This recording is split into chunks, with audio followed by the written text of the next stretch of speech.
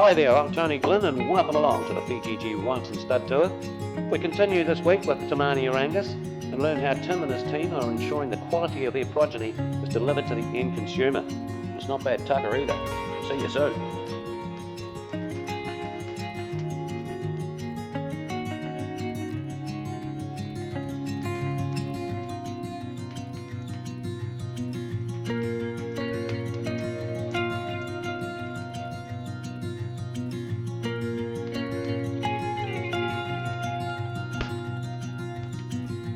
So Johnny's looking out to the stud side. They call you now the roving ambassador. What's the roving ambassador, Tim? Yeah, very funny title, isn't it? I guess, yeah, I've sort of got myself more involved with the other end of the supply chain. Yeah. With marketing, we established a producer group called Farm Pure that supplies Countdown with the selected Angus cattle. So that's currently doing about 10,000 head a year and going under a branded program, so that's pretty exciting for us. And that'll keep you fairly busy too, and a few men on the job there? Yeah, we have a couple of guys that are certified buyers for us, John McCone in the South Island, Piers Ivan in the North. And then really the idea is to coordinate all our clients that want to supply into that program. 100% Angus? Yeah, it's 100% Angus, and we're very lucky to have a partnership or arrangement with Countdown. They're very focused about wanting to improve the quality of their meat offering. And I think there's a perception there that supermarkets really only supply cheap meat, but it's so far from the truth. I mean, the efforts and endeavours they're going to really supply a top-end product through the Angus is unbelievable, really. How did you first get associated with Countdown? We've been involved with a supply chain and meat packaging system called FoodCap, Yeah. which currently supplies all the North Island stores for Countdown in a CRM processing facility. Killed out of? Killed out of Auckland abattoir. Yeah. So yeah, that's quite a new, innovative way of handling and aging meat. It sort of eliminates all the packaging in the supply chain and really does improve the eating quality. So we've put some investment into that with some other farmer shareholders. So I've always had an interest in that area, and we've ended up getting quite a close association with a couple of the key people in management in Countdown, and they sort of asked the question about whether we could start working on our supply chain with Angus. So. We've got three guys here from Countdown. You guys are from Auckland. We're down here at Kelly Land Company in the middle of the North Island. Tie happy. What brings you down here, Chris? Tony, we've come down to meet suppliers. We're a long way from Auckland, as you would imagine. We've met Warren Plimmer, who's the owner of Kelly Land Company. We've had a relationship with Steve Ponsonby, his manager, and we just want to see how it's done. How important is traceability to you guys in this day and age? We believe that traceability is of the utmost importance. Consumers wanting a lot of confidence, or our customers, exactly where the product's coming from. So it's part of the reasons why we're out here. We're dealing with Kelly Land. They've been in our Angus Farm Pure program now since its beginning about 7 years ago, and it's a great working relationship, and being one of the key suppliers to us is why we're here. We need to really form that relationship between the supplier, or between the farmer and the retailer. They understand us, we understand them, and that allows us to deliver what the customers want, and what we believe will be a far superior product in the market. Why are Countdown so interested in Angus beef? Well, Angus beef, as you know, is reputed to be the best beef in the world. If we're going to get into Angus beef, it's going to be New Zealand beef. And for us, it's important for us to go back to the traceability side of things. That's what Paul just mentioned. So what we've got to do is make sure that the farmer's practices are where we need them to be. And of course, to maintain 52 weeks of the year supply of stock, because our customers want Angus 52 weeks of the year. So on that traceability, Paul, are you getting any questions from customers on the origin of the meat, exactly where it's from? Yeah, we are finding that customers, or it's not widespread, but they are definitely wanting to know, have more confidence about where the meat does actually come from. So all our Angus is Angus Te Mania certified, so we only deal with 100% bred Angus, which we believe is pretty unique for our commercial offer out there as a retailer. Murray, you guys have been on the road for a few days now. What's the most important thing you've taken out of this trip? Tony, there's actually been two things we've learnt. first one is the relationship with our farmers and our manufacturers, and the other one, of course, is communication. Working on the same goals, identifying what the customer really wants, that's the end consumer, and making sure that both parties are all working towards the end consumer. That's our biggest learnings. So Tim, always prior to now been fairly busy on the farm, but you've obviously had a passion for marketing the beef? Yeah, I mean, I've just always had a fascination about when you see people putting so much effort into the genetics and the feeding and farming of cattle, and really the future's to be able to take that through and put it in, brand it and put it in a position where the value is actually appreciated. Have you found it a whole new world for you? Yeah, that's there's certainly some huge opportunities there. I think for New Zealand as a country, I mean, you know, we are so small on that whole supply chain, and you know, we've really got to focus and specialise on what we are, who we're going to sell our product to, and how we're going to deliver it. So that's where my interest in food caps really come from. It's a system that, you know, really does improve the quality of the product, but also it eliminates all the packaging. So from an environmental and a story, it's fantastic. How do you mean by eliminating the packaging there? Well, we use the meat's put into these recyclable containers, and you know, they've got a 5 or 6 year lifespan. So all that, the cryovacs and the cardboard cartons and things are all eliminated out of there. So it greatly reduces the cost as well. So I mean, if we can capture some of that extra value back to the producer, then it has to be a good thing. And a little bit green. It is a little bit green. And not the meat. No, the meat's definitely not green. It's it's in a very sort of sterile environment in a way, because we don't get any oxygen or a purge in the product. So that's part of how we get the better eating quality, because we've got an extra 3% juiciness in the meat, for example. What's that labelled as in the supermarket? Well, they've currently all of Progressive's Countdown's meat is delivered that way. Actually, they're beef and lamb, and chicken. So it's just part of their offering. They currently put out about 800,000 retail packs a week out of that facility in Auckland. I guess my ultimate dream would be to see that model, once we get it right, domestically here in New Zealand, to turn that into an export opportunity. I mean, if producers could own their own cutting facilities in the market, key markets around the world, using this system, and we can do it for less cost and have some integrity behind a brand, then surely that's the way we've got to head. Do you quite enjoy being part of the industry situations, Beef Expo and Steak of Origin and things? Yeah, I think any of those activities, if they're helping promote beef and promote good quality, are all worth supporting. The last 2 or 3 years, Countdown have been sponsoring the beef at that dinner for the Steak of Origin, which has been quite good. And last year, one of our suppliers, Dave Redman, through Farm Pure, won the Steak of Origin for the best British breed, so that was pretty exciting for us. Dave Redman farming here at Pendarvis. Whereabouts is Pendarvis, Dave? Well, it's east of Ashburton and sort of halfway between Ashburton and Rakaia, about 15 minutes each way. So what type of operation are you running here? Well, it's a mixed cropping with potatoes. Oh yeah. And cereal and obviously the fact we feed out supplement feed, which consists of potatoes and silage and straw, which is the straws come off the farm. Yep. So I've sort of given away that burning. So we bale up all our wheat straw and we feed back through the cattle back into the farm. They're pretty much always on young grass though, or the grass side of Yep. They're on grass, chicory, a mixture of grass, chicory and clover. Yeah. And young obviously taboo is what we use, which is an annual. You're looking at genetics when you're sourcing them?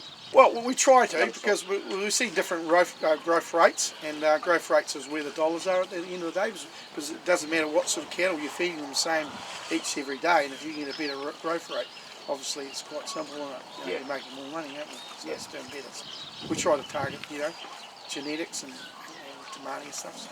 Yep. You've had a lot of the Te Mania genetics through here? Yeah, we sort of building up more all the time. Obviously, a few years ago, it's hard to source all the calves. You have to obviously source out. But even there's some good stuff down south, down South Canterbury, there's some good genetics down there. So, it's all good, yeah. So you'll be a fairly important link in the chain here with the Farm Pure situation? Yes, and it's all good because obviously, they pay pretty good, I believe, compared with other operations, and it all helps. Dave, Countdown obviously relying on people like yourself to do a good job here and on the grass-fed situation, you'd be fairly happy with the way it's going. Yeah, well it is. It's a good natural product, grass, and I think the quality is better. Yeah. You know, I could be a wee bit biased on that one, but obviously anything that's natural and you know, tenderness and with the meat, it's all good, I think. I suppose that's what it comes down, but that's up to the consumer at the other end. And I think we're doing a good product. We're doing a consistent product, and I think that all helps too. Like if we're sending 1,000 cattle, well, at least they've got in the South Island a good chance. The customers got a good chance that it's mine, you know, and it's consistently fed with the same food. You know.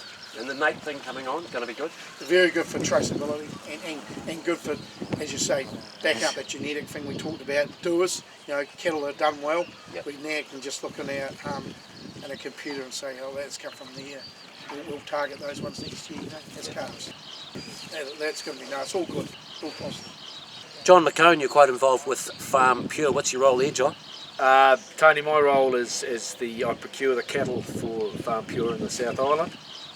That role involves buying them as calves, especially in this case with Dave Redmond. We keep an eye on those cattle all the way through to the finished stage. So the cattle we require are, as you can see with some of these here, are mid-framed, station type cattle for the as a description really. You know, mid-framed, good boned cattle that we buy at about 210, 220 kilos in April.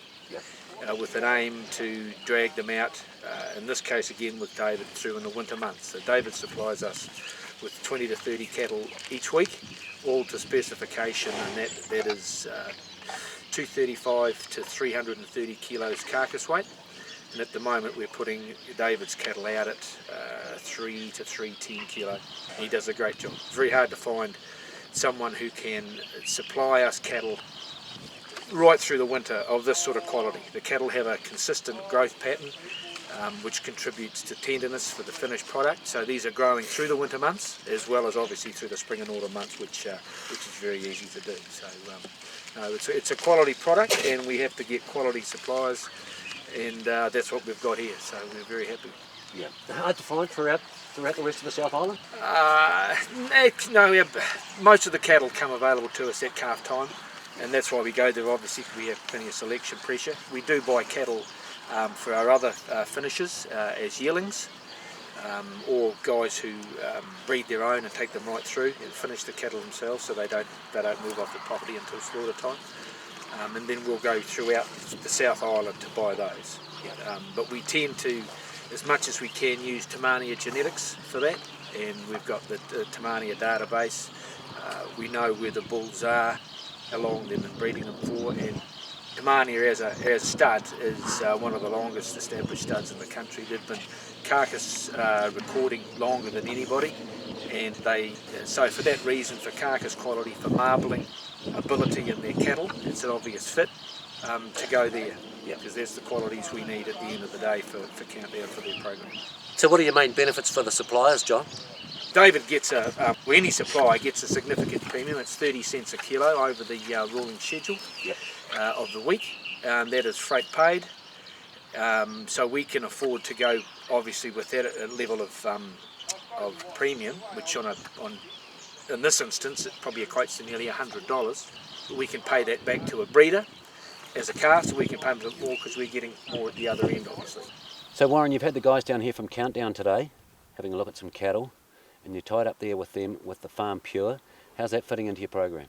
No, it's fitting in very well. For a start there, we were a bit concerned about it, but they're paying us a premium, which has made it more attractive for us. We sometimes find a little bit of trouble keeping within the brackets. The cattle, the minimum's got to be 280 up to 320, and sometimes we find that a bit difficult. But no, they've been very, very good, Farm Pure, and yes, it fits into our pattern very well, and we're more than happy with it. They've been down here today, and we've been talking about it, and we've talked about a few aspects of it that we think they could improve on. It'll be very interesting to see the results from that. And they've taken us up to Auckland, and we've had a look through the works, which was also very interesting, and had a bit of a rundown on their operation that's on Countdown. And no, we're very satisfied, and we're very satisfied too with the Te Mania bulls, because they really do fit into this type of operation. Pierre Sybin here with Farm Pure in the North Island. What does your role entail here, Pierre? Well, I'm responsible for all the purchase and coordinating the delivery of all the cattle to Auckland meat processors, where all our cattle are processed, and that is sort of anywhere from 120 to 200 cattle a week. Steers and heifers. We're the only brand in the as far as I know, in Angus that's 100% Angus. You know, we don't take anything less than 100%. So none of our cattle can have skurs, no white forward of the pizzle, and obviously no white feet or white on the head. And really we're looking for, as far as our Angus cattle are concerned, we're looking for a mid-framed animal that's fully finished. So we're not looking for those great big growthy cattle. And I think that it's about everybody getting value out of the program, and for that, like the supermarket's got to get value as well. The Te Mania program and a number of other people are, when they're making their bull selections or their sire selections for their studs, there's a lot of talk about the eye muscle area and scanning, and I'm a great believer in that, because if you've got a 300 kilogram carcass hanging on the hooks, and one yields 58% meat to bone ratio and another one yields 62, then a 4% difference on a 300 kilogram carcass is 12 kilos of meat, and that's what supermarkets look at. Supermarkets, rightly or wrongly, are percentage driven. That's how they are, and so for us it's about trying to create that value for them so that they get some value out of this as well. If we can demonstrate that that's what's happening, and that will safeguard that premium, because a 30-cent premium the supermarket can get back pretty quickly if through superior yields. So John, in the Farm Pure program, they're obviously after a particular type of animal. You'd have to have sort of tailor-made genetics there. Yes, I guess obviously with that end high premium type product, we're very conscious of marbling, intramuscular fat. So, that is something that we are conscious of when we do make sire selections, and try and select sires that, whilst that's not the only trait we're looking at, we look at a well-balanced sort of animal that has got plenty of carcass merit that will potentially fit into that, Farm Pure Countdown Finest Angus range. So beautiful property, John. Mountains one side, beach on the other side, and fairly environmentally friendly here, and have been so for a long time. Our fertiliser regime, we're looking at, a more biological sort of farming practices, if you like, limiting our chemical inputs and looking after our sort of biology under the soil, if you like. And if we can have good soils and obviously plenty of worm life and those sort of things in there, it flows on to hopefully good grass, and which accumulated a couple of years ago, 2009, of winning the Canterbury Environment Habitat Award. Rob Flynn here at the Conway River Line Company. What's your association with Te Mania, Rob? I started with Tim and Johnny at Te Mania about 7 years ago, and we just moved on from there, and now for the last 5 years probably Te Mania has had no acidic or nitrogenous fertiliser applied. They're not organic, they're probably more pragmatic than organic. But, you're noticing some big results there after 5 years?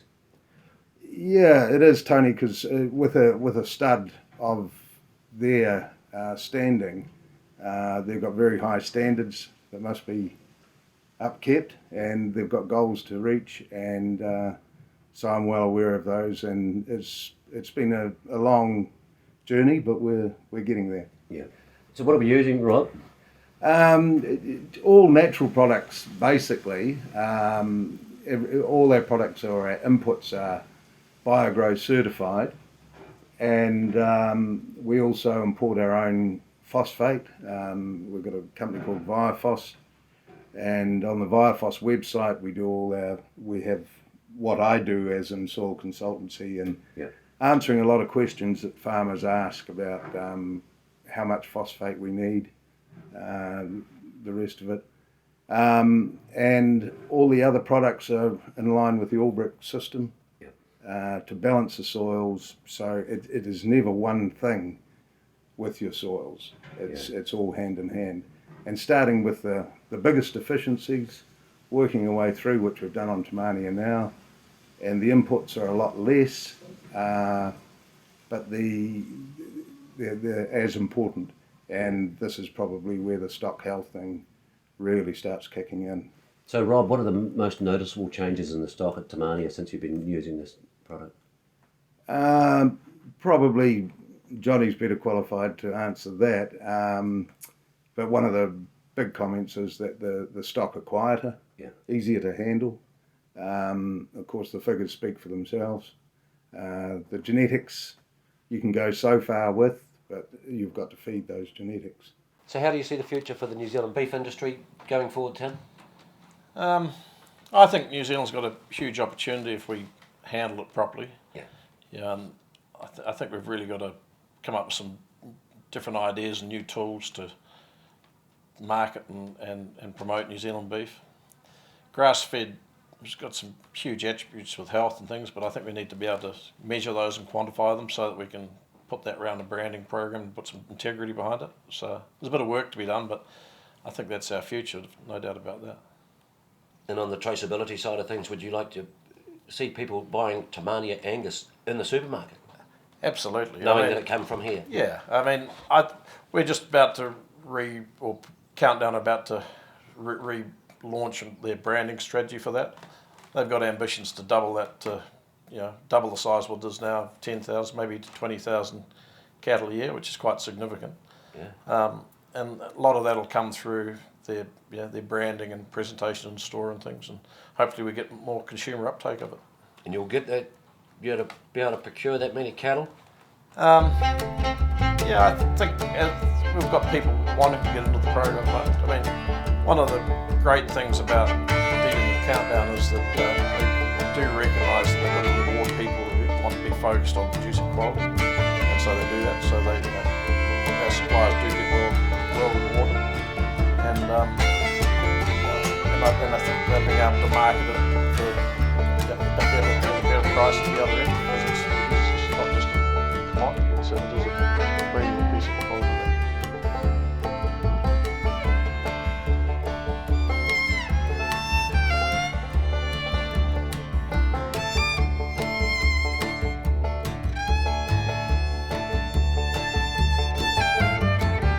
For more information on the PGG Wrightson Stud Tour, visit ruraltv.co.nz and come and join us on Facebook.